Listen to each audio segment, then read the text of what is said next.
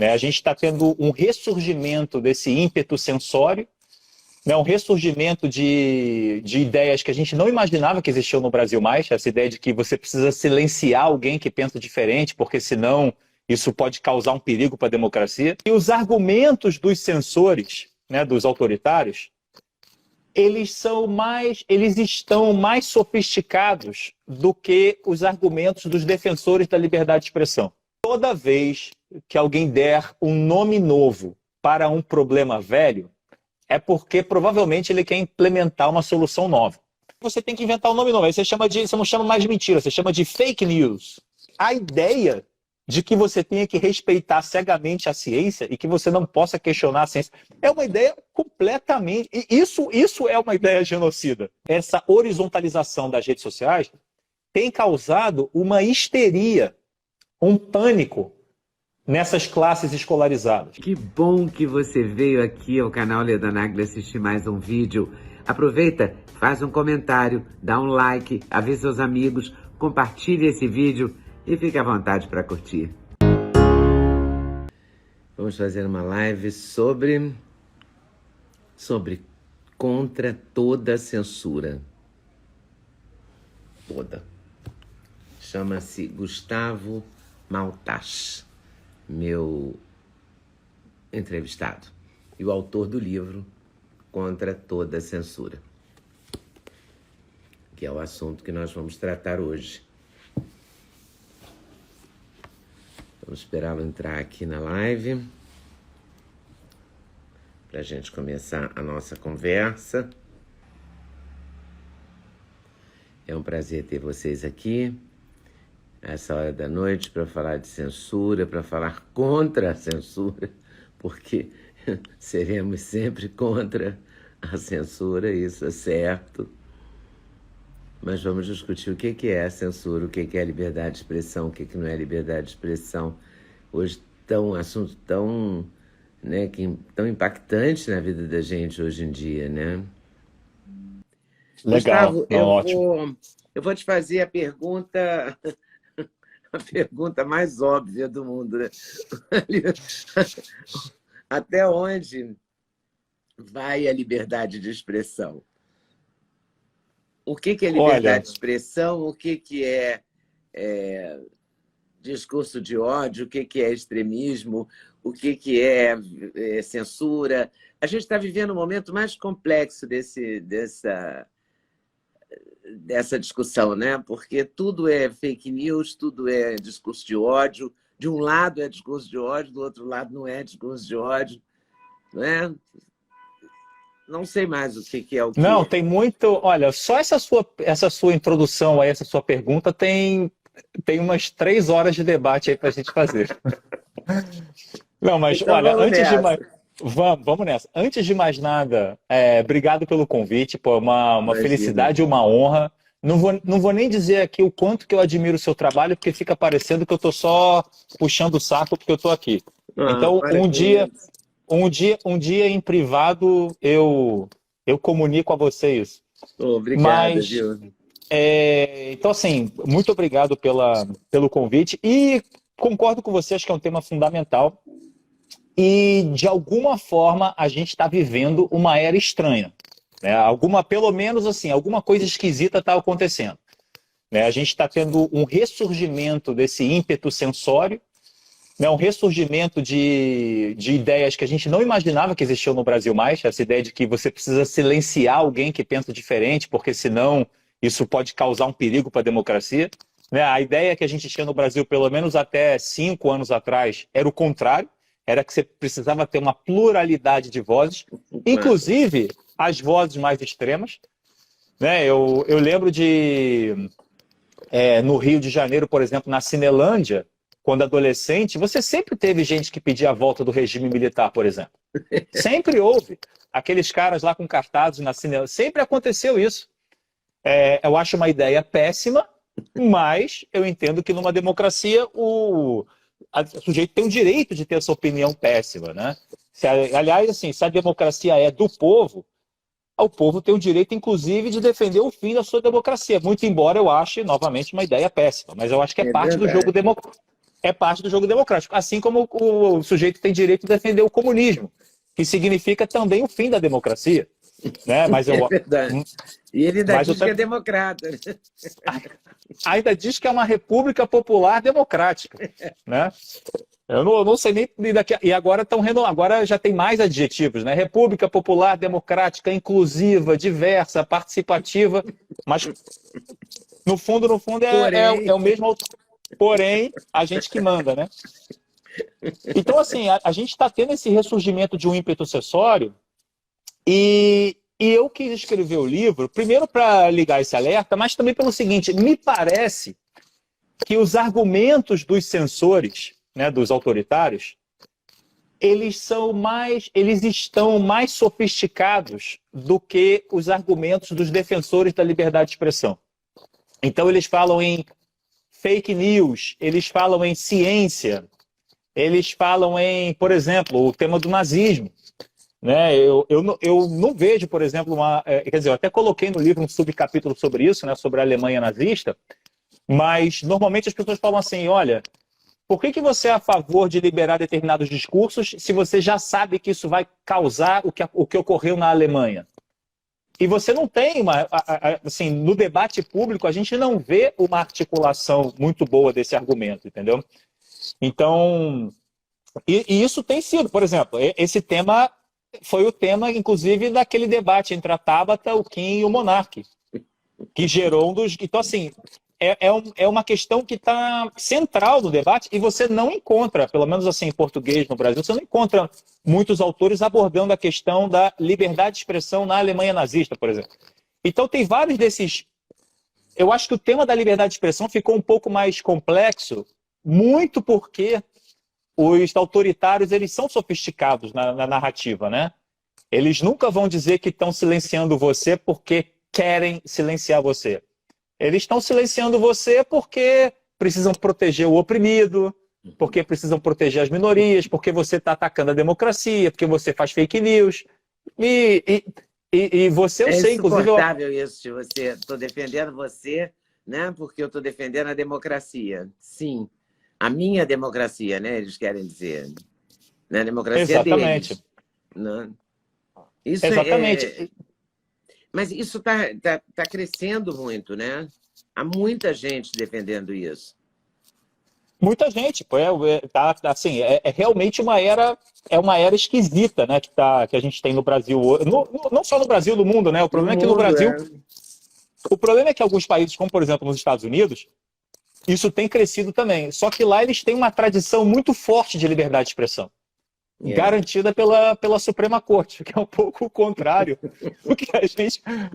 Do que a gente está vivendo aqui. Exatamente. Então, assim, inclusive, assim, tem vários professores de direito, isso não sou só eu, não, tem outros professores da área do direito no Brasil que falam isso tecnicamente. Olha, a visão de liberdade de expressão do STF é uma visão pouco sofisticada. É uma visão primária. Isso é dito, não é um argumento... agora virou parte da narrativa política, da guerra política, né? Mas isso tem professores de direito que falam isso, que é muito casuístico. Então, inclusive, eu cito no meu livro alguns artigos da área jurídica, quer dizer, não tem nada a ver com essa disputa PT, Bolsonaro, Alexandre de Moraes, Alan dos Santos, não tem nada a ver com essa guerra ideológica, não, é uma opinião técnica.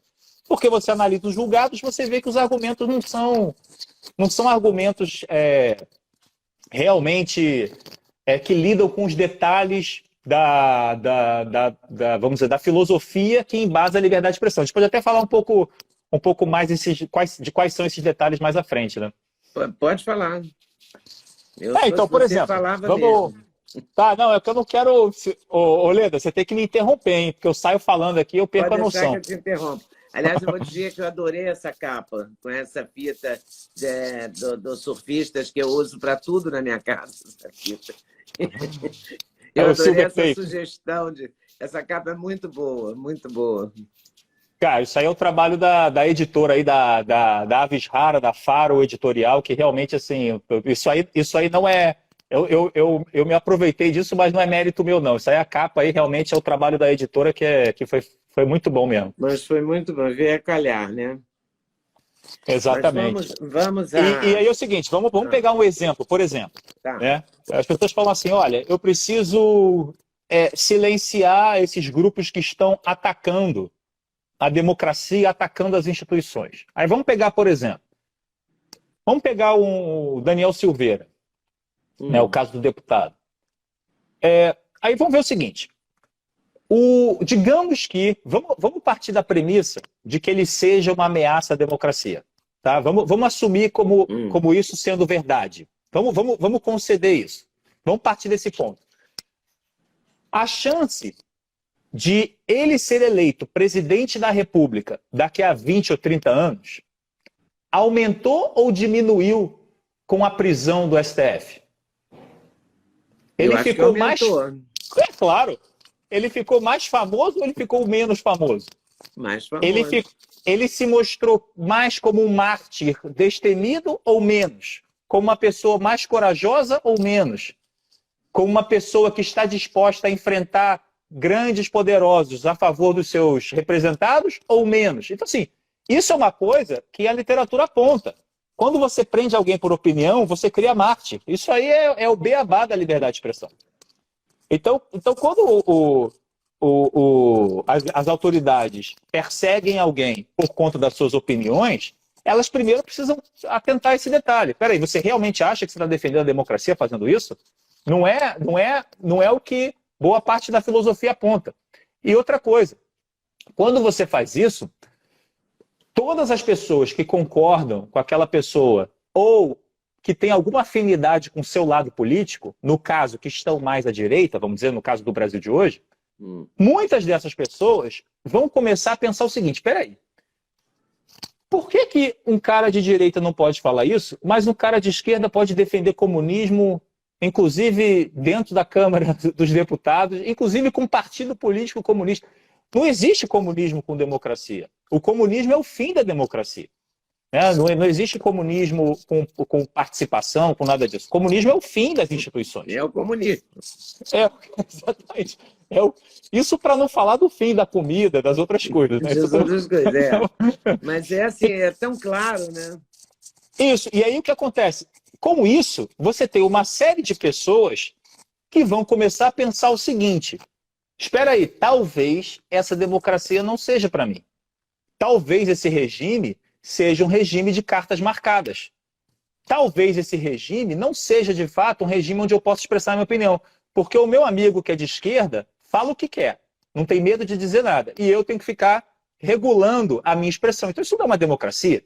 Eu não sou um cidadão pleno, eu sou um cidadão de uma segunda categoria. Isso aqui é uma democracia de castas. Então, assim, isso deslegitima a democracia. Entendeu? Então, assim, esse argumento, que é um dos argumentos principais aí a favor da permissão do discurso extremista, diz o seguinte, você permite o discurso extremista não porque você concorda com ele. Né? Obviamente que, tirando alguns psicopatas, sei lá, sociopatas, a gente concorda que racismo é péssimo, antissemitismo é péssimo, tudo isso é péssimo. Pedofilia, racismo, antissemitismo, tem coisas claras, né? Assim, isso, evidentemente. Agora, ou deveriam ser unanimidade. Isso. Eu só queria, Oleda, só separo desse grupo aí a questão da pornografia infantil, porque geralmente tudo que envolve criança, você tem uma regra separada e no caso da liberdade de expressão, mesmo os que defendem a ampla liberdade de expressão, eles entendem que você tem que proibir pornografia infantil, obviamente. É óbvio. Né? Então, assim, porque tudo que envolve criança, você acaba tendo uma regra diferente, né? Mas nos outros casos, né? Nos outros casos de discurso extremista, discurso político extremista e tal, você defende essa liberdade porque, com isso, você mostra para toda a sociedade que aquilo é uma democracia tão ampla, é uma democracia tão aberta, é uma democracia que respeita tanto a sua liberdade, que você deposita vamos dizer, a sua crença moral naquele regime.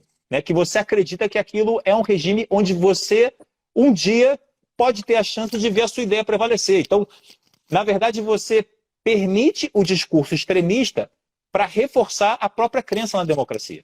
Então, esse tipo de argumentação, que é uma argumentação sofisticada, vamos dizer assim, né, no debate sobre liberdade de expressão, é uma coisa que você não vê sendo feito pelas instituições. Assim, olha, eu acho que até assim, mais complicado do que o STF, vamos dizer, foi o que aconteceu na CPI. Produziu fake news. Umas coisas assim, completamente absurdas, estapafúrdias, né? Fez ataques contra a democracia. Calma aí, cara. Primeiro que você tem que ver o que é um ataque, né? Ataque é sempre a crítica do outro, né? Então, assim, então, quando você começa a somar tudo isso, você vê que existe também, além da guerra política, existe no Brasil um problema relacionado realmente à pouca sofisticação desse debate sobre liberdade de expressão. E eu não acho que ele seja pouco sofisticado nas lives, nos jornalistas, não acho que seja não. Acho que é pouco sofisticado nas autoridades, entendeu? É no STF, é na CPI e assim por diante. É muito óbvio, né? Porque é uma interpretação essa questão da fake news, por exemplo. O que é fake news? Quando eles fazem, não é. Quando a direita faz, é. Quando a esquerda faz, não é. Quando a autoridade faz, não é.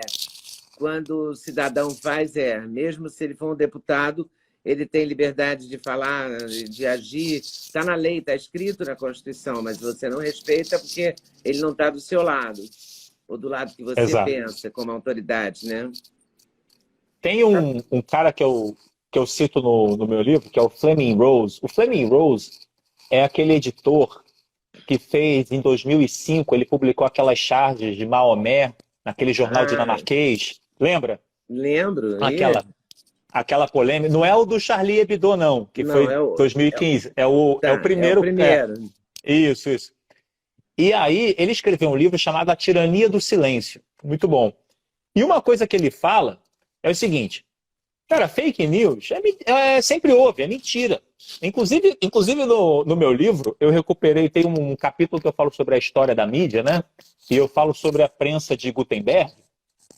E já naquela época, século XVI ou XVII, eu não lembro, eu peguei uma citação de alguém falando assim: não, essa invenção é muito boa, o problema é que ela permite que as pessoas espalhem mentiras. Então, quer dizer, é a mesma alegação, é o mesmo álibi, né? Tudo um pretexto para você silenciar os outros. Mas aí o Fleming Rose, ele diz o seguinte, que é uma observação dele muito, muito interessante. Ele fala assim: toda vez que alguém der um nome novo para um problema velho, é porque provavelmente ele quer implementar uma solução nova. Então, se você chama de mentira, eu quero proibir a mentira. Tu não vai falar: não, peraí, cara, você não vai proibir a mentira. Mentira sempre existiu. E outra coisa, não cabe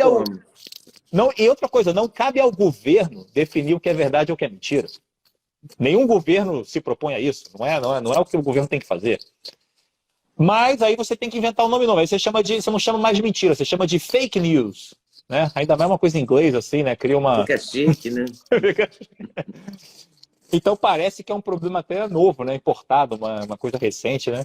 Então, você tem esse tipo de invenções, ataque às instituições, né? Fake news. O próprio discurso de ódio, ele é um pouco mais antigo, mas ele também é uma construção recente. Ele não é uma construção secular, é uma coisa recente.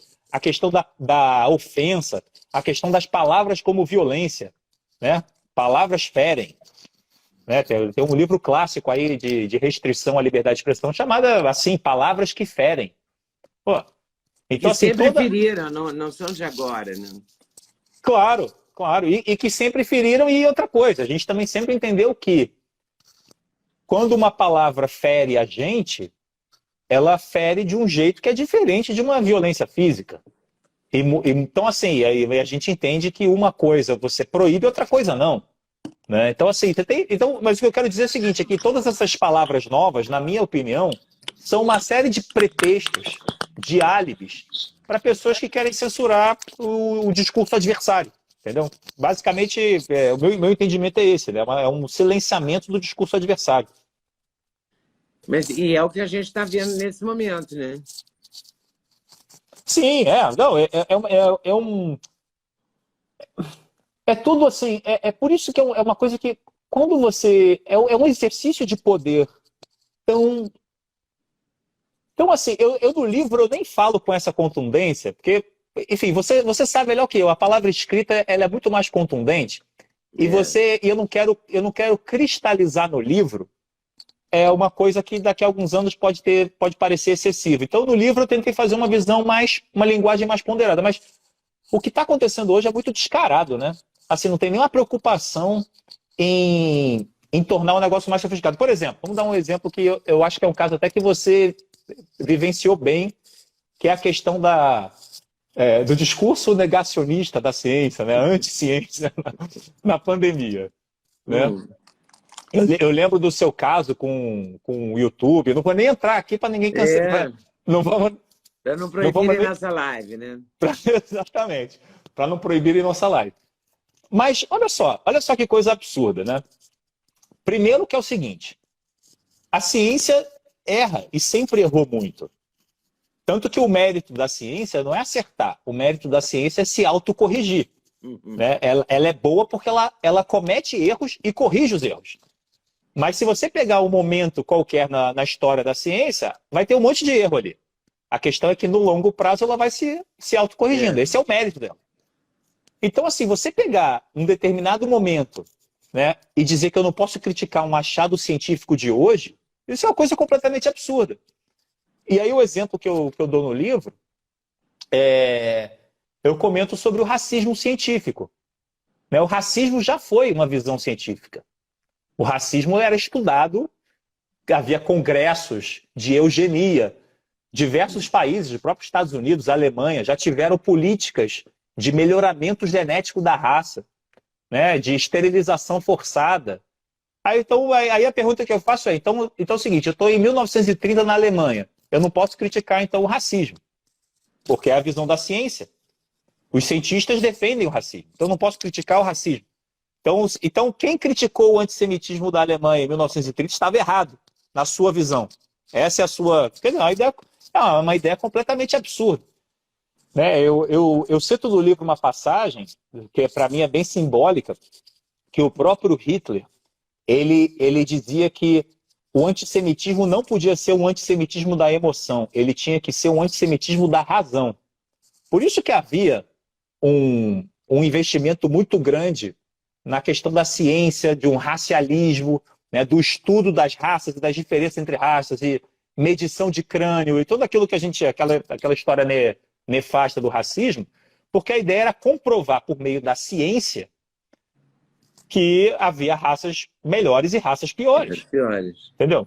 E depois, nos anos 60, o Stanley Milgram, né, que fez os experimentos de Milgram lá na Universidade de Yale, ele foi o Stanley Milgram foi um psicólogo social que era judeu, mas nasceu nos Estados Unidos, e ele sempre refletiu muito sobre essa questão do Holocausto. E ele fez os experimentos de Milgram, em que...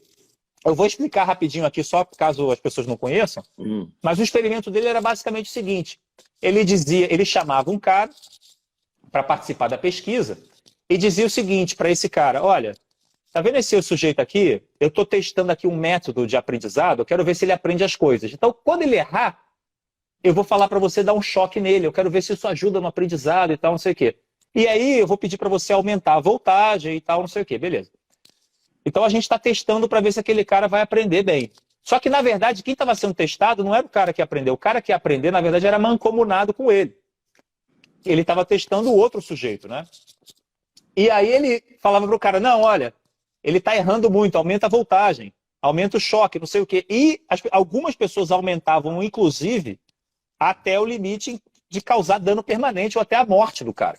Então, o que os experimentos dele comprovaram é que muita gente vai respeitar uma autoridade, e no caso a autoridade científica, né? Que ele era o cara ali cientista, de jaleco branco. Então, assim, a ideia de que você tenha que respeitar cegamente a ciência e que você não possa questionar a ciência é uma ideia completamente... Isso é uma ideia genocida, entendeu? Isso se é para... Eu não gosto de usar essas palavras, genocídio, mas e acho absurdo o uso da palavra genocida como está hoje no Brasil, Mas se é para chamar alguma coisa de genocida, essa ideia é uma ideia Essa genocida. ideia. A ideia de que você deve respeitar a autoridade sem questionar é uma ideia genocida. Seja essa autoridade uma autoridade política, seja eclesiástica, seja científica. Então, então assim, esse é o. Mas eu não sei, Leda, para mim é um negócio tão absurdo que às vezes parece que a gente está falando sozinho, né? Então, mas eu vejo assim com esse choque, assim, né? Com essa. Agora, claro, no livro, eu estou aqui um pouco mais empolgado também, uma live e tal, mas no Sim, livro eu tento fazer um argumento mais teórico, histórico, eu cito vários livros, tudo isso que eu falei aqui tem várias citações, enfim, é um trabalho acadêmico, né? sim, mas eu acho que a importância do livro é exatamente essa, é tocar nesse ponto, não é? Qual é o limite da opinião, da expressão, até onde você pode ir, quando é que você não pode ir, você dá todas as fontes. Se a pessoa quiser discutir, o limite é a lei, o paradoxo da tolerância, todos esses pontos, essas pontuações que você faz, né? Tem como é que eu vou chamar isso? A comprovação. Você pode buscar a fonte primária, né? Eu fiz questão assim de botar muita nota de rodapé no livro, porque eu imaginei que de repente havia muita crítica também. Então eu fiz questão de embasar bem os argumentos, né? De embasar bem assim na literatura. E até porque, por exemplo, eu falo muito de ciência, falo de vários temas diferentes, falo de história da mídia e tal. Então, assim, como são temas muito diferentes, eu tive que me apoiar em autores de áreas diferentes. Então, eu acho que é até um convite ao leitor aí que gostar mais de um tema, quiser explorar um tema mais especificamente, ele tem aí alguns direcionamentos, né? E por que você resolveu escrever esse livro? Qual foi assim, o start para você? Cara, então, o start, na verdade, ele foi o seguinte. Eu estava começando a escrever um livro sobre o progressismo. Que eu vejo hoje o progressismo, a esquerda, né, especial progressista e tal, ela caminhou para um rumo extremamente autoritário, né? E, e eu queria entender isso, essa questão de política identitária, o politicamente correto e tal, que eu queria. Então era um projeto assim mais amplo. O E aí cancelamento. cancelamento, exatamente. E aí, para falar disso, eu tinha que falar de liberdade de expressão. E aí eu fui desenvolvendo só que o capítulo de liberdade de expressão começou a ficar gigantesco. Tomou Então esse conta. livro e aí, isso foi um trabalho de anos, né? E aí, mais ou menos nesse meio tempo, o tema da liberdade de expressão começou a ficar muito quente. Aí eu falei, cara, eu acho que esse capítulo aqui já não estava cabendo no livro mesmo, eu vou tirar esse capítulo do livro e vou reescrever como um livro autônomo, né? Então foi um pouco isso, tentando entender essa questão de cancelamento, de silenciamento. E é muito fascinante, porque assim, se você olhar, por exemplo, na história do século XX, os grupos que mais lutaram pela liberdade de expressão nos Estados Unidos, né, que tem a primeira emenda à Constituição, que é a emenda que garante a liberdade de expressão e tal, os grupos que mais lutaram, inclusive os casos originais de liberdade de expressão, eram de pessoas de esquerda.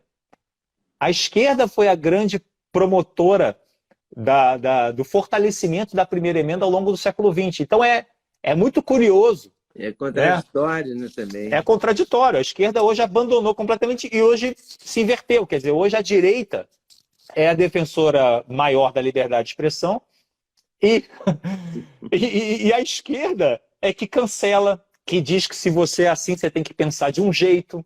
Né? É uma coisa assim estranha, então, mas é curioso. Então, por isso, inclusive, que as pessoas falam assim: olha, então você acha que tem uma. Eu não acho que a direita defende mais. Olha, hoje sim. Mas, da mesma forma como se isso era invertido, pode ser que se inverta de novo daqui a 10, 20, 30 anos, Porque não foi sei. invertido. Nos anos o quê? Nos anos 80, eu me lembro que o ministro da Justiça era o Fernando Lira, pernambucano. Eu acho que era anos 80 isso. Eu me lembro de ir no Teatro Casa Grande, movimento Censura Nunca Mais, que depois, agora nos anos 2000, a ministra Carmen Lúcia, do Supremo, falou Cala a Boca Já Morreu. Cala a Boca Já Morreu, eu lembro Né? disso. Isso tudo era...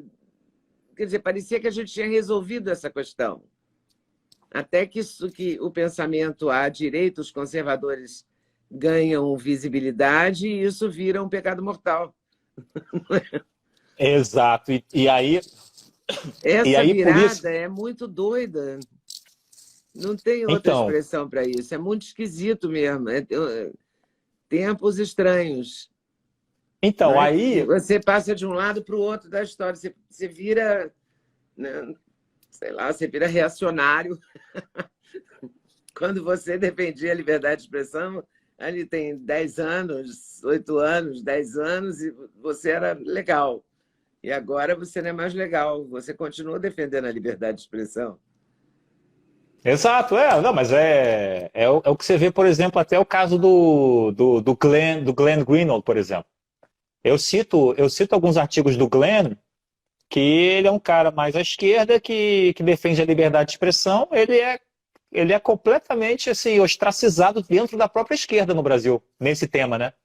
Nesse tema. E aí é o seguinte, Ledo, o que eu ia comentar é que isso que você falou, que tá tudo muito doido, né? Por isso que, assim, ao longo do livro, quem for ver aí, fazendo aqui um jabá aqui do livro, Passa. mas é o seguinte, se você... Aí, ó, mas é o seguinte, isso foi uma coisa que, ao longo do livro, ele entra numa coisa mais de muitos exemplos e tal, sobre liberdade de expressão, especificamente. Eu falo sobre as defesas, as teses da liberdade de expressão e tal. Tento analisar os argumentos contrários assim com honestidade, né? Levando assim, a melhor interpretação do argumento oposto e tal. Só que é o seguinte, chegou uma hora que eu precisava explicar isso que você está mencionando agora. Tá, mas o que está acontecendo, né? Por que agora? Por que dessa forma? Então, os últimos 2 ou 3 capítulos do livro, ele já entra um pouco nessa coisa mais sociológica e política, assim, né?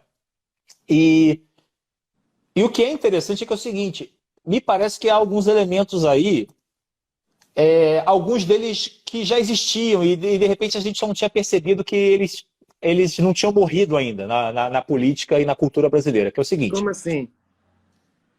O primeiro deles é o seguinte, boa parte da nossa vamos dizer, da nossa classe urbana escolarizada, ela se pensa melhor do que o povo.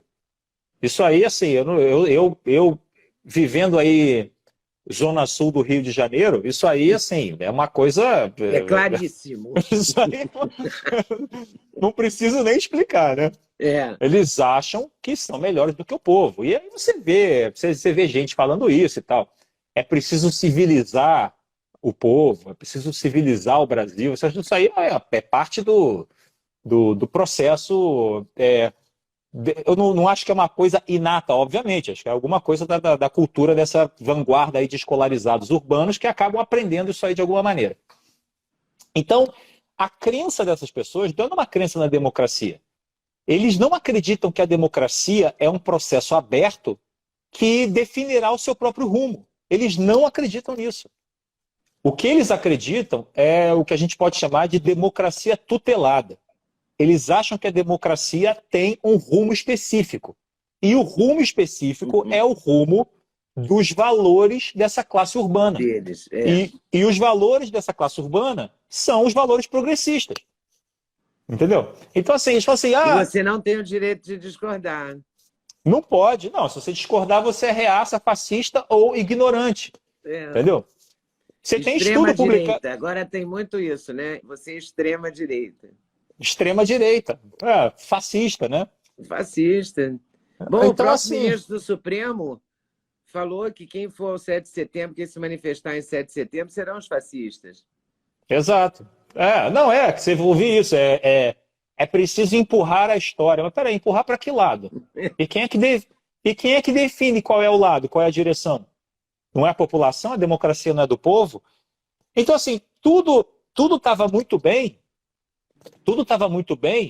até que a democracia produziu Trump, produziu Brexit, produziu Bolsonaro, opa, aí a democracia não serve. Mas peraí, a democracia tem que... Você pode não ser simpático ao Bolsonaro, mas você precisa reconhecer que ele foi eleito. Ele é o presidente legítimo, foi o que a população escolheu para si. A democracia funciona assim. Mas não é o que esse pessoal pensa. Não é o que a vanguarda de escolarizados urbanos do Brasil pensa. Não é. Eles se acham uma classe melhor moralmente, porque eles são tão desprendidos que querem salvar o povo de si próprio. É um salvacionismo, é um messianismo, é um paternalismo, uma condescendência. Então, assim, no fundo, esse problema aí sempre existiu. E aí, aplicado à liberdade de expressão, isso é muito óbvio. Quer dizer, você quer dizer o que o povo tem que pensar e o que ele pode falar ou não falar e o que ele pode ler ou não pode ler. Porque vai que ele lê coisas erradas que contaminem, né, a sua mente. Então você quer tutelar as pessoas. Isso aí é parte do caráter autoritário dessas classes urbanas no Brasil, né? Isso é tão claro, isso que você está falando, porque estou me lembrando de um programa de televisão que eu vi uma atriz, que eu ia até falar jovem atriz, mas não é nem tão mais jovem, já deve estar com quase 40, em que ela diz para o apresentador assim, como é que nós deixamos o Bolsonaro ganhar? É isso. E você fica estarrecido olhando para aquilo e fala, mas que arrogância, né? Como é que nós deixamos, ela fala. É muito pirante isso. Como é que alguém pensa que deixa o outro? Quer dizer, é isso mesmo, eu tutelo você, eu penso por você, você tem que pensar o que eu te disser para pensar. É isso. Então, eu não estou nem querendo defender o Bolsonaro, nada disso. Claro. Mas eu estou contigo, sim, mas... não tem terceiro turno. Entendeu? Não tem nada. Não, mas e outra coisa, realmente, eu continuo achando que você pode concordar com tudo que eu falei e ainda assim não votar no Bolsonaro. Não tem nada a ver com votar ou não votar. Pode votar no Lula. Você pode votar no Lula. A questão para mim é o seguinte: você concorda que a democracia não tem um rumo definido por uma classe especial? Você concorda que quem define a democracia é o povo, que a democracia é do povo, pelo povo e para o povo? Então pronto. Então assim, se eles... E aí é o seguinte, se ganhou... Só que acontece, eles precisam da legitimidade do povo, né? Também não dá para ser tão cara de pau e dizer assim, não, somos autoritários mesmo. Então, você tem que ajustar a narrativa. Vamos tirar o povo disso, né? Mas aí, então o que você precisa dizer? Não, olha, eu gosto sim da participação do povo. Eu sou sim democrata, claro, somos democráticos. Nós somos a força do bem, né? O problema é que o povo foi manipulado, manipulação do Zap Zap, o problema é fake news, o problema é a rede social, o problema aí você... É a tia do Zap, é o robô. Exato. Né? Exatamente. Então aí começa esse festival de pretexto aí, né? Então, é por isso, inclusive, o título do último capítulo do livro é O Cativeiro da Bondade. Né? Que muito bom isso. É essa ideia da bondade. É essa ideia de que eu vou tirar a sua liberdade, mas é para o seu bem, né? Tudo é para o seu bem, né? Eu estou te tutelando para o seu bem, eu estou te mandando para o seu bem, eu estou dizendo como é que você deve se comportar para o seu bem. Exato. E aí é o seguinte, aí entra naquilo que você falou, Leda, porque olha só, se fosse com isonomia, tudo bem, mas não só vale para um lado, entendeu? Só vale para um lado, exatamente, só vale para um lado. Então, você não pode fazer discurso de ódio contra minorias, tá bom, mas contra evangélico pode. Pô, o que se ouve nessa classe de urbanos escolarizados falando mal de evangélico, por exemplo? Nossa! Entendeu? Aí piada com gordo não pode, mas piada com cristianismo pode. Quer dizer, não tem lógica. Virou um oba-oba retórico, assim, virou... Por isso que eu falei que está um pouco descarado, assim, virou uma coisa assim sem... Não existe nenhuma preocupação com um princípio lógico de aplicação isonômica e aplicação geral. Virou um casuísmo com uma retórica criada ali para aquele momento, que não vale para o caso seguinte, mas aí no caso seguinte você... faz outra retórica. Faz outra retórica, virou um show de improviso, né? Então, Onde é que será que a gente vai parar com isso, hein? Olha, o, a vantagem que eu acho que a gente está vivendo hoje é que é muito difícil parar essa revolução tecnológica, né? É. É muito difícil parar isso.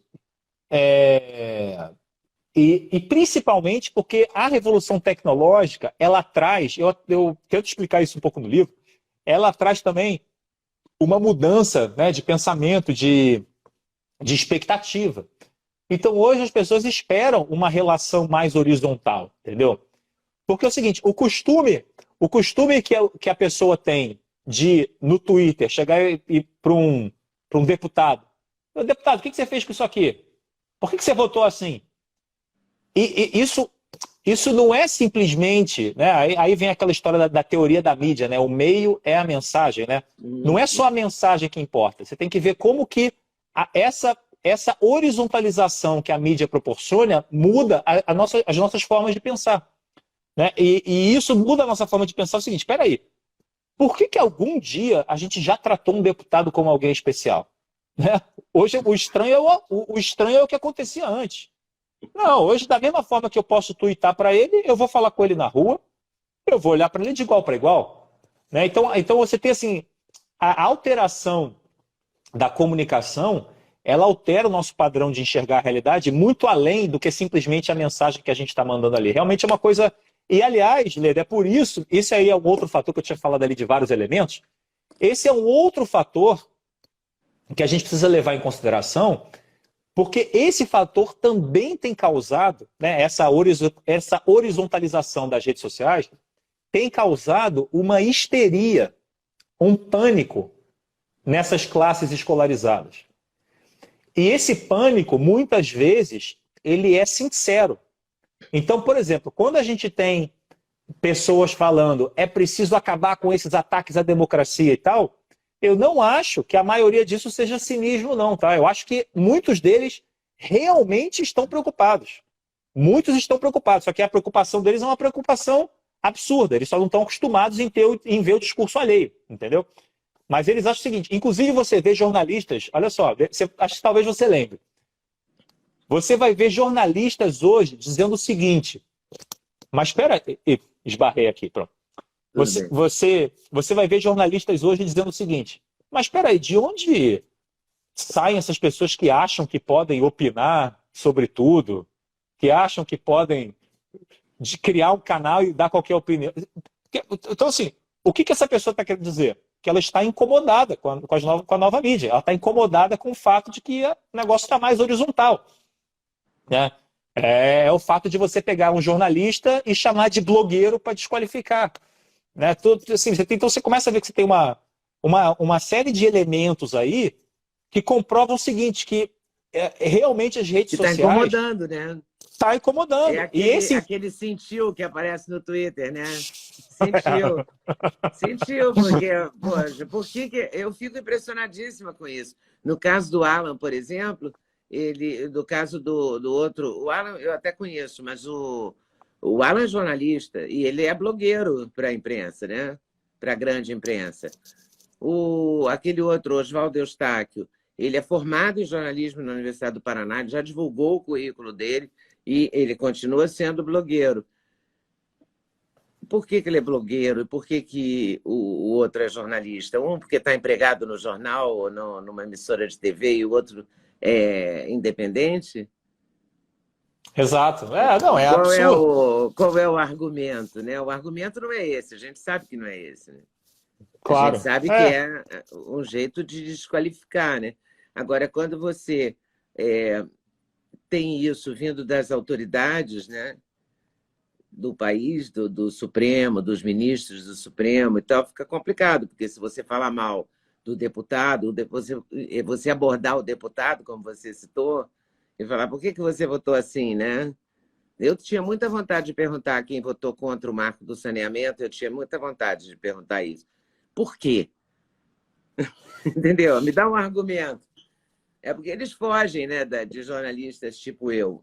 Assim, mas eu adoraria saber por que você acha, o que te leva a crer que uma pessoa não merece ter esgoto e você merece?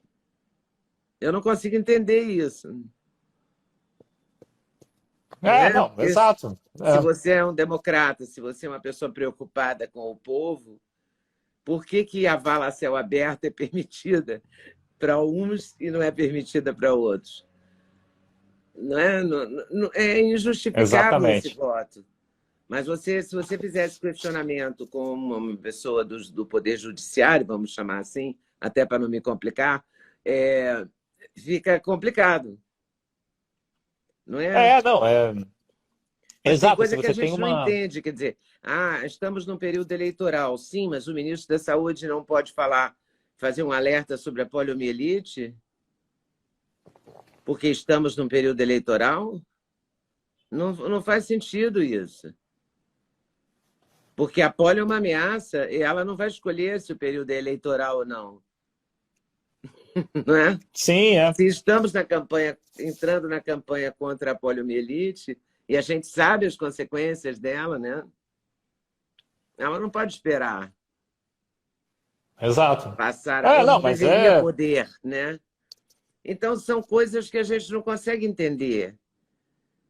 Eu não sei como analisar isso, que momento é esse, para onde vamos, e o que virá depois, porque alguém vai ganhar essa eleição, né? E pelo que a gente está sim, percebendo, ou o Lula ou o Bolsonaro, né? Não vai ser, parece que não vai ser nenhum dos outros, ao que tudo indica, né? sim. E as duas, qualquer uma das vitórias vai gerar conflito, vai retroalimentar essa questão da censura, essa questão do fake news, essa questão das ameaças da democracia, da ameaça à democracia, porque desde janeiro de 2019 que está se falando que o Bolsonaro vai dar um golpe, né? Sim. Não, na verdade, antes da eleição, Em não era nem só o 2018 já se golpe. falou isso. Não, e antes não era nem só o golpe, era que ele ia construir campos de concentração para na estávamos na Alemanha de 1930 e Bolsonaro era Hitler. Eu lembro de vários amigos e conhecidos meus, inclusive, falando exatamente isso, que assim é preparação para campos de concentração no Brasil, né? É, as mentiras, as fake news, tipo, ele vai matar os gays, né? Essas coisas Esse é todas. outro ponto. Esse é outro ponto assim que para mim, cara, você pode odiar o Bolsonaro, mas uma coisa para mim me parece óbvia. Ninguém é alvo de tanto ódio e fake news quanto o Bolsonaro. É verdade. Eu não sei como ele aguenta, né? Cara, Sinceramente. isso aí você não precisa gostar dele, mas você precisa reconhecer que o que se inventa de mentira, chamam de Nossa. genocídio, entendeu? Mas pode, porque aí é a mentira do bem, é o fake news do bem. Então, é por isso, assim, essa questão de uma vanguarda que se acha especial e tem o rumo certo para o país, ela está na base disso. Aí você junta com essa questão das redes sociais, dessa histeria toda, desse pânico, porque a comunicação ela altera esses padrões de como a autoridade se apresenta em público e tal, e aí isso dificulta, né, a manutenção dessa aura de legitimidade. Então você põe essa questão das redes sociais. Aí você põe essas vitórias recentes, né, da não esquerda ou dos não progressistas. Você começa a analisar tudo isso, você começa a ver que, cara, se você acredita nessa visão de mundo deles, você entende, assim, tentando ter um pouco assim de empatia, você entende por que eles estão em pânico, entendeu? Eles estão em pânico porque o mundo que eles conhecem, assim, a crença deles que a democracia estava caminhando para um caminho se desmoronou completamente. Entendeu? Eles estão tipo, sei lá, o fim a realização de que aquela utopia da democracia, da participação. Tanto que eles nem falam mais em participação. Você lembra, Leda? Antigamente, participação era tudo. Orçamento participativo, era a grande É. bandeira. Aí, quando eles descobriram que o povo é a favor do porte de arma, contra a legalização das drogas, contra a legalização do aborto, né? Quando eles descobriram que a população brasileira não é progressista, em sua maioria, Aí ficou chato esse negócio de participação, né? Aí é melhor, Melhor não, né? melhor, melhor não. Melhor a gente ficar com a democracia não participativa mesmo. Então você vê que eu tento no livro, eu tento fazer essa análise um pouco mais fria, porque existe sim, eu até acho que no primeiro capítulo do livro eu falo isso, existem sim os mal intencionados, Ah, mas sim. existe muita gente sincera que realmente acha que precisa silenciar os outros para salvar a democracia e assim por diante, entendeu? É importante entender aí essa. Ainda que a lógica seja equivocada, é importante a gente entender, né?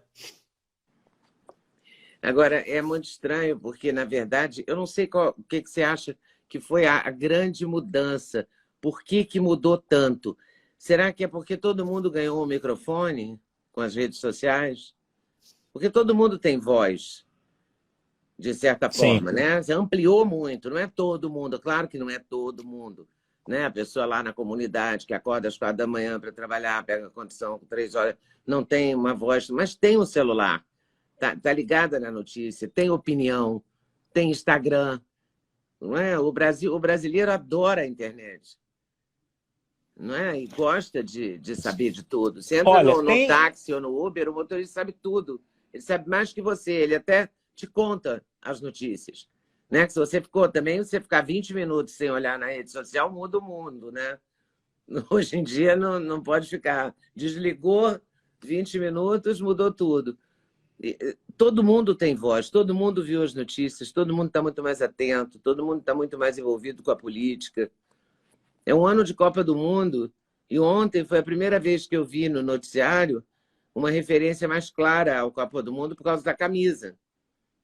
Que, aliás, é engraçado, porque conseguiram fazer uma camisa azul com onça. Eu não sei de onde que tiraram aquela onça, mas eu achei engraçado a preocupação de minimizar o verde e amarelo, né? Ô, Leda, não botaram uma girafa da Amazônia. Só faltou a girafa, mas a onça está lá. E é engraçado porque é uma coisa tão bandeira, né? Minimizar o verde e amarelo. A camisa custa R$ 350. Então, as camisas do Camelô e as já existentes das outras Copas irão para a rua, com certeza, porque diante do preço dessa, entendeu? Sim. Ainda mais azul com aquela onça e tal, não sei não. Olha, eu acho que tem tudo a ver, assim, essa questão de tudo participar, todo mundo participar, e como você falou, assim, da política virou um tema central e tal, que, aliás, vamos lembrar, acho que assim, até o pessoal mais novo aí lembrar, que é o seguinte, sempre se falou no Brasil o seguinte, desde que eu sou criança eu escuto isso, o problema do Brasil é que o brasileiro não é interessado em política. Sempre. Aí, aí agora que todo mundo está interessado, agora não serve também. Não, Não agora o serve. problema é esse, é que são tão É, interessados demais, né? ou teria servido se tivessem eleito outra pessoa, né? A verdade é essa. É. O problema é o resultado. Então, assim, existe esse problema, sim. Mas o que eu acho que tem um argumento aí que é um pouco mais teórico, mas que eu acho que no livro eu explico em mais detalhe, que é o seguinte. Eu estudei muito esses caras assim de teoria da mídia, né? O Marshall McLuhan, o Joshua Meirowitz, esses caras assim que tem umas reflexões muito interessantes sobre a história da mídia. Por isso que eu fiz assim, tentei fazer um pouco uma evolução de uma história da mídia, porque toda mídia nova ela provocou uma certa histeria. Todas elas. Você começa a ver assim o surgimento de várias, desde a prensa de Gutenberg, rádio, telégrafo, ele sempre gera alguma histeria, né?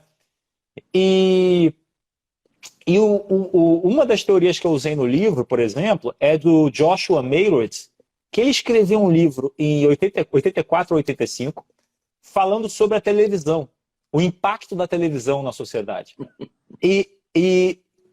Leda, você lê o livro, parece que ele está falando de hoje da rede De social. hoje. Como é que É chama o fantástico. livro? Se chama No Sense of Place, é sem sentido de lugar. Eu explico mais ou menos o que é o cerne do livro dele no meu livro. Vou E aí é mostrar o seu livro seguinte, de novo, porque a gente está falando um opa, tempão dele. Sem mostrar, é bom que as pessoas vejam, porque né, para elas comprarem obrigado, e obrigado. lerem. Né? Obrigado. A editora e eu agradecemos aí. Então, as novas tecnologias sempre Sempre geraram causaram um estranhamento, né? um estranhamento, no mínimo, sempre. E aí a questão é por quê, né? E é o seguinte, imagina o seguinte, lembra, por exemplo, o Freixo no Copacabana Palace, na piscina, Sim. né? Isso conflita com a visão, com a imagem, como ele se apresenta, né? Sim. A imagem dele de comunista, de não sei o quê, socialismo e tal. Aí o cara tá ali num lugar exclusivo. Não estou nem dizendo que ele, por ser socialista ou comunista, não possa fazer isso. Não estou nem entrando nesse mérito. Estou só dizendo que as imagens conflitam. Se a mente humana deveria reconhecer isso como um conflito ou não, é uma outra história. Só estou dizendo que conflita. Quando o Dória fecha São Paulo e vai lá para a piscina, também acho que do Copacabana. Todo mundo sonha com Copacabana Palace. Pelo visto, né? Então, todo mundo quer igualdade, mas no privado ele quer exclusividade, né? Então, assim, ele diz que quer igualdade, mas eu sou especial, né? Esse é o Exato. Dessa classe que você falou. Como é que você define? Dessa vanguarda, a vanguarda de escolarizados urbanos. Essa vanguarda aí. De escolarizados. Muito bom isso. Não posso esquecer isso, porque isso é definitivo. E é definidor, né? E aí... Então você vê, sem a televisão... Imagina antes do jornal impresso, antes da televisão. Você nunca teria esse conflito de imagens. Entendeu? Então, o que o Joshua Meretz fala é o seguinte, é que toda autoridade ela vai incorrer nesses conflitos. Né? Algumas mais, outras menos, mas enfim, ela vai ser contraditória. E a legitimidade dela depende de ela colocar biombos em volta da imagem dela. Não, olha, você só vai me ver aqui como socialista, você vai me ver comendo na feira e tal. Eu nunca vou deixar vazar uma imagem minha no Copacabana Palace, porque senão isso vai manchar a minha imagem de socialista e tal. O que o Joshua Meretz fala é o seguinte, é que toda a mídia progressivamente vai derrubando esses biombos. E vai ficando difícil você separar o privado da sua figura pública de autoridade. Então, você começa a ver, o cara que é um juiz federal, aí, sei lá, aparece um vídeo do cara fazendo um barraco no aeroporto. Isso queima o filme do cara. Você começa a ver assim, ontem eu estava ali no fórum, o cara era um juiz todo contido, né? Taciturno, e tá ali o cara fazendo um barraco no aeroporto. Aí o outro está lá brigando num restaurante, não sei o que. O outro vai lá, vaza um áudio no WhatsApp, que era um WhatsApp, entendeu? Então você começa a ter tudo isso, você começa a ver que esse é um dos grandes impactos de toda a mídia, né? E a mídia... E existe uma progressão. Né? Incomoda. Também porque é um rastilho de pólvora, né? Todo mundo fica sabendo disso rapidamente. É diferente da imprensa. Não é mesmo que um dia a televisão mostre uma imagem, mesmo que o jornal fale, é uma notinha numa coluna, não é? É uma foto, não é o barraco propriamente dito, filmado por alguém que estava ali do lado. Não é? É um juiz xingado na rua. Isso vaza, né? Isso ganha uma velocidade, ganha uma visibilidade.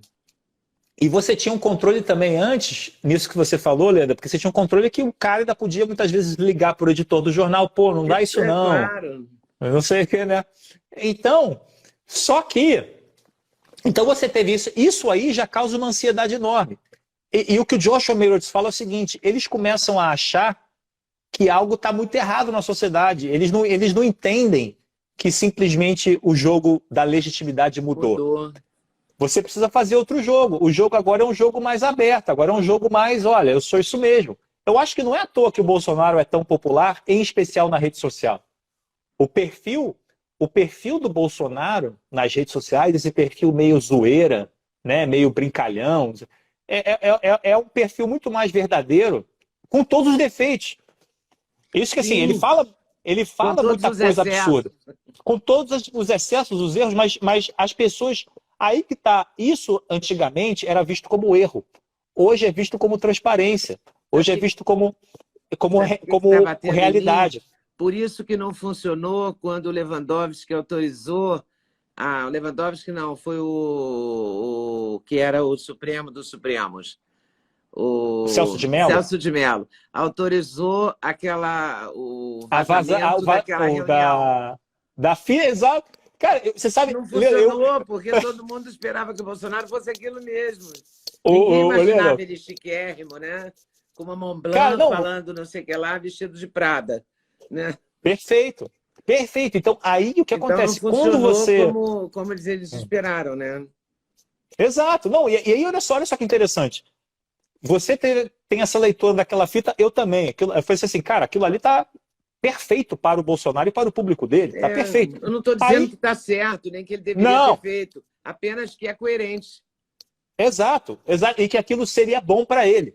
Agora, Acabou que virou para ele, né? é claro, mas é que tá, mas imagina, agora tenta se colocar na cabeça tanto eu não sei qual foi a motivação do Celso de Mello, não sei mesmo, mas tenta se colocar na cabeça dos jornalistas que acharam que aquilo iria prejudicar o Bolsonaro. Em que mundo que eles estão vivendo? Entendeu? Eles estão vivendo em outro mundo. Eles estão vivendo com outra, eles estão vendo a realidade com outra lógica. E não é essa lógica que eu acho que o Joshua Mayers fala de uma derrubada de biombo, né? De que você tem uma dificuldade de separar agora e você precisa mudar a maneira como você busca essa legitimidade diante do público. Então, agora, a maneira de buscar isso é uma maneira. Sim, ó, tenho esse defeito mesmo. Isso aqui, sim, eu fiz. Essa aliança aqui eu não devia ter feito mesmo, mas eu fiz. Agora é outro jogo. Mas uma coisa Não é fica você. claro. Entendeu? Uma coisa fica claríssima, até porque a gente tem que encerrar essa live, porque já deu 1 hora. Não vai ser pela censura a solução. Não. Para mudar esse não vai quadro. ser. Não é a censura. Não, certamente não. E assim, lembrando que a democracia. A democracia não é o fim último. O fim último é a nossa liberdade.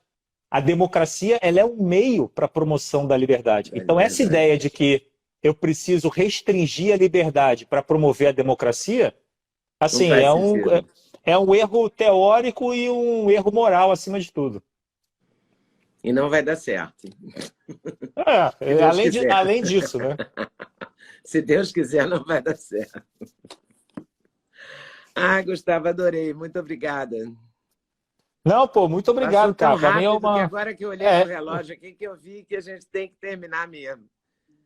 Por mim a gente continuava aqui mais umas 2 ou 3 horas aqui. A gente ia quase empatar com o Bolsonaro ontem. Né?